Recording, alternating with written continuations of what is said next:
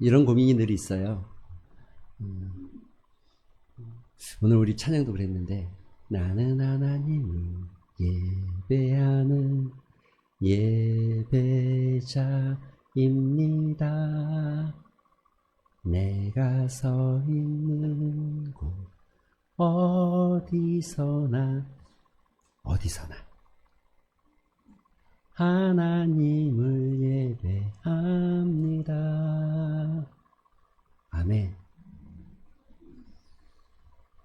여러분, 이런 하나님의 은혜를 느끼면서 살아가십니까? 여러분의 삶에 이런 하나님의 임재를 경험하면서 살아가십니까? 내가 있는 곳 어디든 그곳이 예배자야. 그곳이 예배 처소야. 오늘도 내 삶이 하나님 앞에 받아지기를 소망하면서 여러분 그렇게 하루를 시작하십니까? 하나님은 아주 세밀하고 깊이 있게 우리를 살펴보십니다. 이미 우리가 너무나 잘 알고 있는 말씀이 있죠. 여호와께서는 나를 살펴보셨으므로 나를 아시고 내가 앉고 일어섬을 아시고 내 생각을 밝게 하시고 내 모든 길을 주님은 아신다. 출애굽기에 보면 이런 말씀이 있죠. 3장 7절에 보면 이스라엘의 그 모습을 보면서 주님이 이렇게 말씀하세요. 내가 보았고 너희를 보았고 내가 너희의 소리를 들었고 내가 너희를 안다. 너희의 상황을 다 안다 라고 말씀하십니다. 그래서 늘 그런 고민이 있는 거예요. 정말 내가 하루하루 살아가면서 우리 삶의 현장에서 하나님을 깊이 있게 묵상하고 주님과 동행하고 정말 주님의 은혜가 내 심령 속에서 오늘도 느껴지고 또 그 감격이 나로 오늘 살게 하는 제 고민은 이런 거예요. 이런 모습이 우리에게서 사라지면 그게 외식 아닐까? 그게 거짓 아닐까? 이런 생각이 있어요. 사랑하는 성도 여러분, 일상의 여러분의 모든 삶 속에서 하나님과 친밀한 교제, 진짜 깊이 있는 교제, 하나님과 친밀한 관계 속에서 누리는 평안과 기쁨 누려가시기를 주님의 이름으로 축원드립니다. 여러분, 관계는 굉장히 중요하잖아요. 관계가 깨진 사람일수록 행복하지 않습니다. 이미 제가 송구영신 때 말씀을 드렸지만 시편 1편에 기록하고 있는 복 있는 사람은 악인의 길을 쫓지 않고 죄인의 길을 서지 않고 오만한 자의 자리에 앉지 않는다는 이 시편 1편의 복은 이게 바라크라는 복이 아닙니다. 바라크는 소유하고 무엇인가 주어지고 무엇인가 성취했을 때 느끼는 기쁨이라면 이 아슐레이라는 이 단어는 관계 속에서 누리는 친밀한 기쁨이죠. 관계 속에서 갖는. 여러분 그런 거 가져보셨어요? 정말 좋은 사람이랑 같이 있으면 행복하고 같이 밥 먹으면 즐겁고 정말 좋은 사람이랑 같이 차 마시면 행복하고 그냥 있기만 해도 좋은 거. 그런데 이게 사람이 아니라 하나님하고 여러분의 일상에서 정말 그런 깊이 있는 영성과 친밀함을 가져보시기를, 그런 임재를 좀 느끼면서 살아가시기를 소망하는 마음이 있습니다. 신앙생활의 성숙은요, 다른 게 아닙니다. 영적 성장은 다른 게 아닙니다. 바로 하나님과 깊은 친밀함 가운데 들어가기 시작해서 너랑만 있으면 무조건 좋아, 너랑 있으면 난 행복해라고 말하는 이 만족감 있잖아요. 만족감.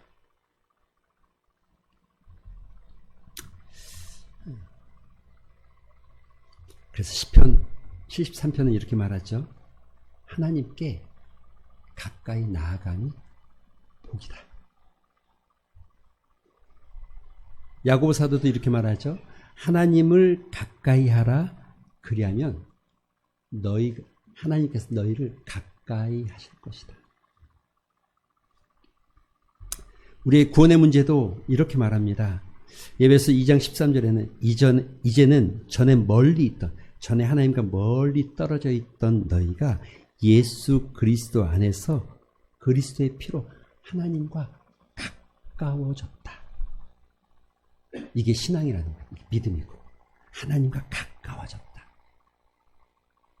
그래서 내가 하나님에게 뭔가를 하려고 하는 게 아니라 가까워졌기 때문에 하나님께서 나한테 보내는 어떤 사인과 어떤 에너지가 나를 변화시키는 거죠. 내 영혼을 변화시키고 내 삶을 바꾸는 거죠. 할렐루야. 여러분, 그런 하나님을 만나기를 소망합니다. 그런데 이런 말 있죠. 단재 신채호 선생님, 독립운동가죠. 역사를 잊고 사는 사람에게는, 역사를 잊은 민족에게는 미래가 없다 그랬어요. 역사를 잊은 민족에게는 미래가 없다. 이 말은 지난 시간들 우리가 잘 돌아볼 필요가 있어요. 사랑하는 성도 여러분, 우리의 지난 시간들 속에서 정말 하나님 앞에 부끄럽지 않은, 아니 이건 없다고 표현하기는 좀 그렇고, 여러분 우리 얼만큼 부끄러운 모습들이 있습니까? 여러분 기억하십니까? 이스라엘 백성들이 가나안에 입성할 때 요단을 건너요. 그리고 길갈에서 할례를 합니다. 할례를 기억하십니까? 그런데 할례를 마치고 난 다음에 여리고성으로 전진해 가는 그 길에 누군가가 꽝 서 있었어요. 그래서 여호수아가 물어요. 당신은 누구냐? 그리고 이렇게 물어요. 당신은 우리 편이냐? 아니면 저 가나안 족속 편이냐? 그러자 이 사람이 뭐라고 대답한지 아십니까? 어떻게 대답했죠? 이쯤 되면 우리 최문희 권사님 나올 줄 알았는데 안 나와서 이렇게 대답했어요. 나는 여호와의 군대 장관이다. 할렐루야. 네. 여러분 이 말이 무슨 의미인 줄 아십니까? 나는 너 편도 아니고 쟤네 편도 아니야. 나는 하나님께 속한 하나님의 군대 장관이야. 이런 표현입니다. 그리고 그 다음 표현에 이렇게 돼 있죠. 여호수아에게 하나님께서 요구하십니다. 무엇을요? 성결하기를, 거룩하기를. 그러니까 다른 말로 하면 너가 여호와의 군대 장관, 여호와의 편에 서고 싶다면 여호와의 군대 장관인 너의 편이 되고, 너가 그 편에 서고 싶다면 너는 성결하라는 거예요. 성결. 거룩하라는 거예요. 지금 여호와의 군대 장관이 나는 너 편이야, 나는 쟤네 편이야 라고 말한 게 아니야. 나는 하나님 군대야. 그런데 너가 내 하나님 군대, 하나님 편에 서고 싶다면 너는 성결해야 돼. 성결. 거룩해야 돼 라고 말하고 있는 거죠.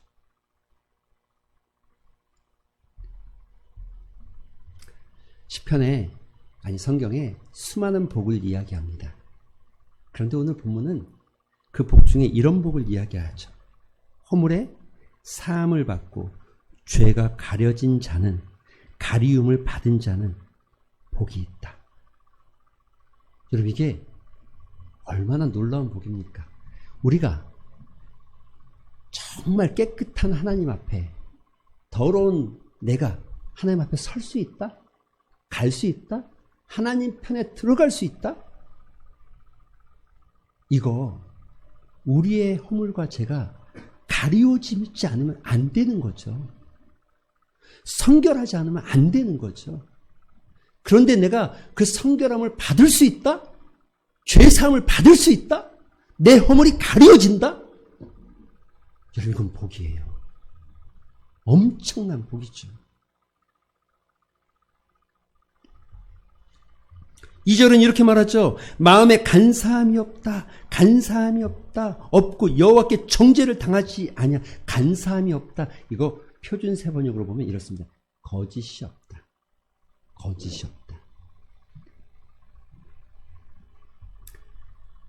여기에 거짓은 거짓말을 말하는 게 아닙니다. 하나님 앞에서 우리의 죄를 감추지 않는 자를 이야기합니다. 하나님 앞에서 우리의 허물을 감추려고 하지 않고 변명하지 않으려는 자를 말하는 거예요.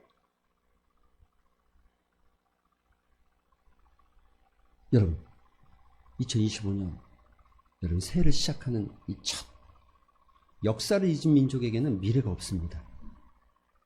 정말 우리가 먼저 시작해야 될 가장 중요한 게 있다면 지난 시간을 쭉 돌아보시면서 정말 하나님 앞에 내 모든 삶의 순간순간 하나님의 임재를 경험하지 못했고 내 생각과 내 욕심과 내 야망으로 가득 채워져 있는, 그래서 말씀이 한 자리도 끼고 삐집고 들어가지 못할 만큼 가득 채워져 있는, 수많은 말씀을 들었지만 내 안에 내 욕심과 내 생각이 가득 채워져서 단 하나도 들어가지 못했던 모습이 있다면 그 우리의 이 거룩지 못한 우리의 마음이 하나님 앞에 진솔되게 고백되어질 때 허물과 죄가 가리워진 자가 복이 있다. 시편 32편은 시편 51편과 동일하게 아주 유명한 시죠. 왜 유명하냐면 이 배경이 다윗의 시인데 다윗이 밧세바를 범한 이후에 지었던 시로 학자들은 이야기합니다. 여러분 아시잖아요. 다윗이 밧세바를 어떻게 범했는지. 그런데 그가 그것을 감추려고 했을 때 감춰지지 않는 하나님 앞에서, 그리고 이제 그 죄에 대해서 고백하기 시작합니다. 그 죄에 토설하지 못한 것에 대해서 그가 3, 4절에 이렇게 말합니다. 내가 토설치 아니할 때에 종일 신음하였으므로 내 죄가 쇠하였습니다. 주의 손이 주야로 나를 누르시오니 내 진액이 빠져 여름 가뭄같이 마름같이 되었다. 여러분 이 고백이 뭔지 아십니까? 죄를 가지고 있는 사람이 하나님 앞에 우리가 눈 가리고 아웅하고 신앙생활 하려고 했던 게 그걸 감추려고 변명할 때 갖게 되어지는 마음, 하나님 토설치 아니하였을 때 내가 종일 신음했습니다. 내 뼈가 쇠하였고 내가 죄로 주님께서 나를 누르시는 것을 내가 느꼈습니다. 여러분 그런 경험이 없으십니까?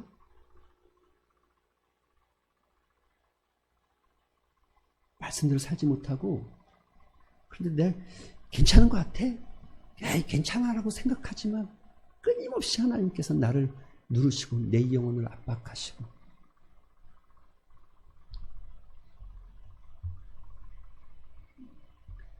여러분 죄로 인해서, 아니 하나님의 말씀 앞에 제대로 서지 못한 우리의 삶 때문에 불편하고 고통스러운 것, 이거요 변명하거나 감춘다고 해결되어지는 것이 아니라 토설하기 시작할 때, 자복하기 시작할 때 깨끗이 주님 앞에 내려놓으면 주님께서 말씀하십니다. 저는 미쁘시고 의로우사 우리의 죄를 흰눈보다 깨끗게 하시고 우리를 사랑하신다는 거예요. 그 죄가 가리워진 자, 그 자에게, 그런 사람에게 어떻게 말씀하십니까? 오늘 보면 6절에는 이렇게 말합니다. 이로 인하여 무릇 경건한 자는, 여기 경건한 자가 누구예요? 죄와 허물이 가려진 자, 경건한 자는 주를 만날 만할 때에 주께 기도하라. 진실로 큰 물이 너에게 넘침이 있을지라도, 홍수가 너에게 넘침이 있을지라도 저에게 미치지 못할 것이다. 홍수는 비유죠. 여러분의 삶에 어떤 고난과 역경이 찾아올지라도 절대로 너희를 삼키지 못할 거라는 거죠. 누가요? 경건한 자. 경건한 자가 누구라고요? 하나님 앞에 내려놓고 감추지 않고 내 죄가 주의 십자가의 보혈로 깨끗게 되기를 소망하는 자. 죄와 허물이 가리워진 자. 여러분 이게 시작 아니겠어요? 여러분 시작은 이렇게 해야 되지 않겠어요? 뒤에 거 다 놔두고 뒤에 거 어떻게 했든지 간에 다 그대로 놔두고 올해도 또 똑같이 반복하고 똑같이 살아가면 여러분 이게 시작입니까? 이게 우리에게 주어진 2025년도 새해를 맞이하고 새로운 시작을 하는 우리에게 주어지는 은혜가 있겠습니까? 여러분 7절은 이렇게 말하죠. 더욱 분명하게 얘기합니다. 뭐라고요? 주는 나의 은신처시오. 환난에서 나를 보호하시고 나를 구원하시는 구원의 노래로 나를 두르셨습니다. 누구에게요? 허물과 죄가 가리워진 자에게.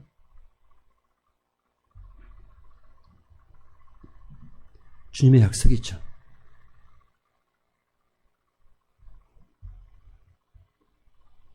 내가 내 갈 길을 가르쳐 보이고 너를 주목하여 지켜보겠다는 거예요.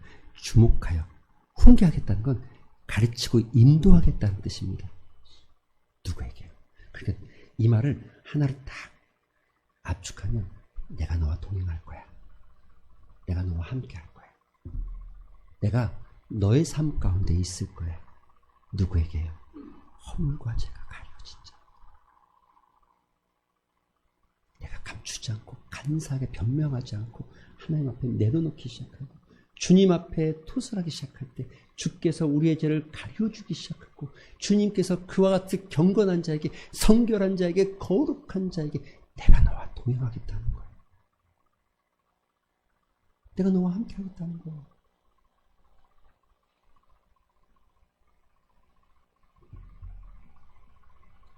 사랑하는 성도 여러분,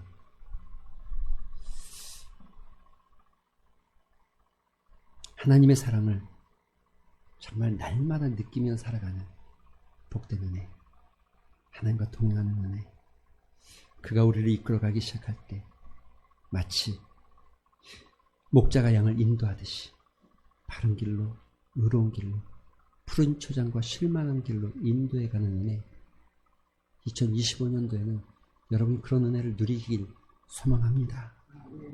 주께서 이렇게 권면하십니다. 너희는 무지한 말이나 노새같이 되지 말아라. 고집 부리지 말아라.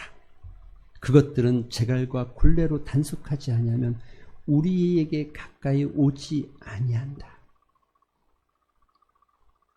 마음을 열고 주님 앞에 나와라. 주님 앞에 서라. 그러면 내가 너희와 함께 하겠다라는 약속의 메시지죠. 악인들에게는 많은 슬픔이 있으나 여호와를 신뢰하는 자에게는 인자하심이 두루리로다. 읽지는 않았지만 11절에는 너희 의인들아 여호와를 기뻐하고 즐거워할지어다. 마음이 정직한 너희들아 다 즐거이 외칠지어다. 이 시편의 기쁨이 여러분에게 있게 되기를 소망합니다. 말씀을 마무리하겠습니다. 사랑하는 성도 여러분, 지난 시간에도 말씀을 드렸지만 우리의 인생은 사망의 음침한 골짜기의 문제가 아닙니다. 주님과 동행하지 못할 때 우리 삶에 문제가 일어나는 거죠. 올해에는 여러분의 신앙이 더 주님과 친밀한 교제 가운데 영적인 행복을 누리시고 하나님의 인도하심과 함께 하심을 경험하게 되길 소망합니다. 그러기 위해서 여러분 기도의 제목을 좀 드립니다. 여러분 지난 시간을 솔직히 돌아보시고 형식적으로 하지 마시고 정말 괜찮을까 생각하시면서 솔직하게 내가 하나님 앞에서 돌아서야 되고 바꿔야 될 게 무엇인지를 여러분 좀 고민하면서 기도하시면서 좀 더 나아가 진심으로 회개하시고 하나님의 은혜를 구하셨으면 좋겠어요. 여러분 두 번째입니다. 하나님께서 우리의 죄와 허물을 가리워 주신다면 우리는 어떻게 살까를 고민해 보셨으면 좋겠어요. 2025년도 과거의 잘못에